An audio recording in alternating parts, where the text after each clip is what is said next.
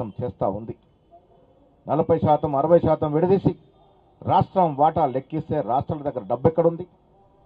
తద్వారా ఈ కార్యక్రమాన్ని మొత్తంగా నీరుగార్చి కార్పొరేట్ సెక్టర్నే పెంచాలి, ఈ దేశంలో సంపన్నులు పెంచాలని ఒక దృఢమైన సంకల్పంతో మోడీ ప్రభుత్వం ముందుకు పోతున్నట్టు తరుణంలో ఈ దేశంలోని ప్రతి ప్రౌఢుడు మేలుకొనాల్సిన అవసరం ఉన్నది. తెలంగాణ ప్రజలు మేలుకొనాల్సిన అవసరం ఉన్నది. సోనియా గాంధీ గారి యొక్క ద్రాక్షత్వం వల్ల ఇలా తెలంగాణ ఆవిర్భవించిందని చెప్పడానికి ఏమాత్రం సందేహం లేదు. వారి దయవల్లనే 2014లో తెలంగాణ నిర్మాణం జరిగింది. ఆ తర్వాత 10 ఏళ్ల విధ్వంసక పాలన నుంచి 2023లో డిసెంబర్ 7న ఏర్పడినటువంటి కాంగ్రెస్ ప్రభుత్వం యువ నాయకుడు రేవంత్ రెడ్డి గారి నేతృత్వంలో తెలంగాణ రైజింగ్ 2047 పేరిట ఇవాళ అభివృద్ధి వైపు అడుగులేస్తూ ఉంది. ఈ రాష్ట్రంలో ఉన్నటువంటి రాష్ట్రాలు కాదు, క్యాపిటల్ సిటీస్ కాదు, ప్రపంచ క్యాపిటల్ సిటీస్తో పోటీ పడే విధంగా 4వ సిటీ, 4th సిటీ ఆవిర్భవిస్తూ ఉంది.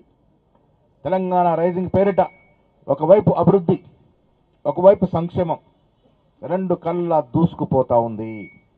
4th సిటీ సకాలంలో టేకాఫ్ అయితే ఈ దేశంలో మనతో పోటీ పడేటువంటి రాష్ట్రాలు రాజధానులు ఉండవనే మాట కూడా ఈ సందర్భంగా మనవి చేస్తూ ఉన్నాను. రేవంత్ రెడ్డి గారికి ఉన్నటువంటి విజన్ వల్ల ఇలా ఈ రాష్ట్రం అన్ని రకాలుగా అభివృద్ధి చెందుతూ ఉంది. 4th సిటీకి వచ్చినటువంటి 5,70,000 కోట్ల పెట్టుబడులు ఆషామాషి కాదు. పోయిన సంవత్సరం దావోస్ నుంచి వచ్చినటువంటి 1,78,000 కోట్ల నిధులు, పెట్టుబడులు, విదేశీ పెట్టుబడులు ఆషామాషా కాదు.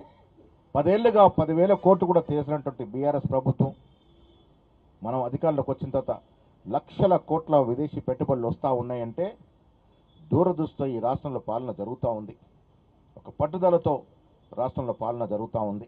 ముఖ్యమంత్రి గారు, డిప్యూటీ ముఖ్యమంత్రులు, కేబినెట్ మంత్రులు హార్నిశం తెలంగాణ అభివృద్ధి కోసం పాటుపడుతున్నటువంటి సందర్భంలో మనం ఈరోజు కాంగ్రెస్ ఆవిర్భావ దినోత్సవం జరుపుకుంటా ఉన్నాం. మిత్రుల మళ్ళీ చెప్తా ఉన్నాను, కాంగ్రెస్ పార్టీకి ఉన్నటువంటి ఘనమైన చరిత్ర ఈ ప్రపంచంలో ఏ రాజకీయ పార్టీకి లేదు, రాదు కూడా. ఒక సజీవ నదిలాగా ఆనాడు స్వాతంత్ర్యంలో పాత్ర కానీ, ఆ తర్వాత దేశ నిర్మాణంలో జరిగిన పాత్ర కానీ కాంగ్రెస్ పార్టీ ఎప్పుడు కూడా అన్ని వర్గాల వారిని, అన్ని ప్రాంతాల వారిని, అన్ని కులాల వారిని ఏక సమానంగా చూసినటువంటి పార్టీ.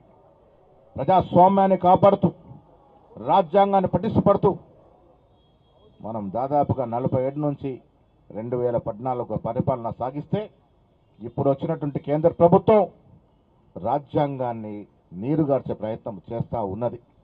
ప్రజాస్వామ్యాన్ని తూట్లుపరిచే ప్రయత్నం చేస్తూ ఉన్నది.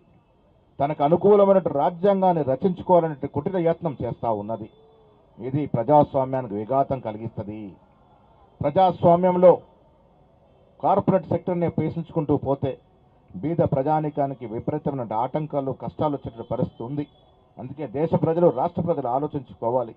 కాంగ్రెస్ పార్టీ విధానం వల్ల ఇన్నేళ్లుగా దేశం ఎంత అభివృద్ధికి నోచుకుందో, ఇవాళ వారి ఫ్యాసిస్ట్ విధానాలు, కార్పొరేట్ సెక్టర్ విధానాల వల్ల దేశంలో బీదవాడు బీదవాడు అవుతా ఉన్నాడు, ధనికుడు ధనికుడు అవుతా ఉన్నాడు.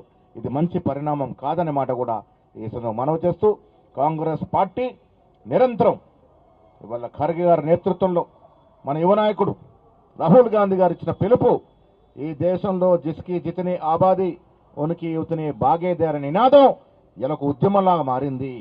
ఆ ఉద్యమంలో భాగంగానే రాష్ట్ర ముఖ్యమంత్రి రేవంత్ రెడ్డి గారు 100 ఏళ్ల తర్వాత కుల సర్వే చేసి ఈ రాష్ట్రంలో 56.36% బీసీలు ఉన్నారంటే ఒక అఫీషియల్ డాక్యుమెంట్ ఇచ్చినారు.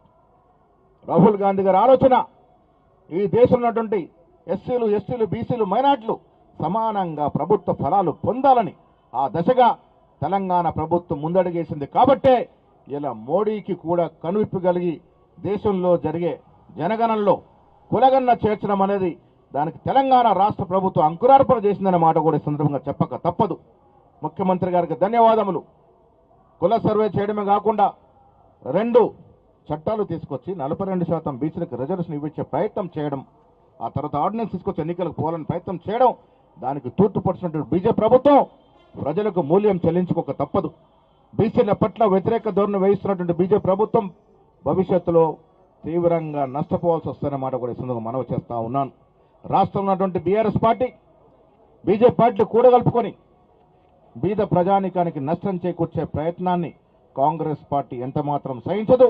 వచ్చే రోజుల్లో సజీవ నది అయినటువంటి 141 ఏళ్ల చరిత్ర కలిగిన కాంగ్రెస్ పార్టీ ఆధ్వర్యంలో మనమందరం కూడా కాంగ్రెస్ సైనికులుగా, కాంగ్రెస్ కార్యకర్తలుగా ఈ రాష్ట్ర నిర్మాణం, దేశ నిర్మాణం కోసం పాటు పడదామనే మాట కూడా ఈ సందర్భంగా మనవి చేస్తూ, ఖర్గే గారి నేతృత్వంలో సోనియమ్మ గారి ఆశలతో యువ నాయకుడు రాహుల్ గాంధీ గారి యొక్క మార్గదర్శనంలో ఇక్కడ యువ ముఖ్యమంత్రి రేవంత్ రెడ్డి గారి నేతృత్వంలో తెలంగాణ రాష్ట్రం అన్ని రకాలుగా అభివృద్ధి చేసుకునే దశగా మనందరూ కృషి ఉండాలని కోరుకుంటూ మరొక్కసారి కాంగ్రెస్ ఆవిర్భావ దినోత్సవ శుభాకాంక్షలు తెలియజేస్తూ, ఇవాళ జితన్ గారి నేతృత్వంలో సేవాదల్ ర్యాలీ ఉంది. సేవాదల్ ఆవిర్భవించి కూడా 102 సంవత్సరాలు కాబోతా ఉంది. మీకు తెలిసి ఉండాలి, కాంగ్రెస్లో 4 ఫ్రంటల్స్లో సేవాదల్ స్వాతంత్ర పూర్వం నుంచి కూడా ప్రముఖ భూమిక నిర్వహిస్తున్నటువంటి సందర్భం. సేవాదల్ కార్యకర్తలు అకుంఠిత దీక్షతో పార్టీ నిర్మాణం కోసం ఈ దేశ స్వాతంత్రంలో కూడా భాగస్వామ్యం అయినట్టు సందర్భంలో ఇవాళ వారి ఆవిర్భావ దినోత్సవం జరుపుకుంటున్న శుభవేళ వారికి కూడా నేను శుభాకాంక్షలు తెలియజేస్తూ, వారి ఇప్పుడు ర్యాలీ ఉంటుంది కాబట్టి అందరూ పాల్గొవాల్సిందిగా కోరుతూ మీ నుంచి సెలవు. జై హింద్, జై కాంగ్రెస్. ఓకే, ఖర్గే గారి నాయకత్వం, ఖర్గే గారి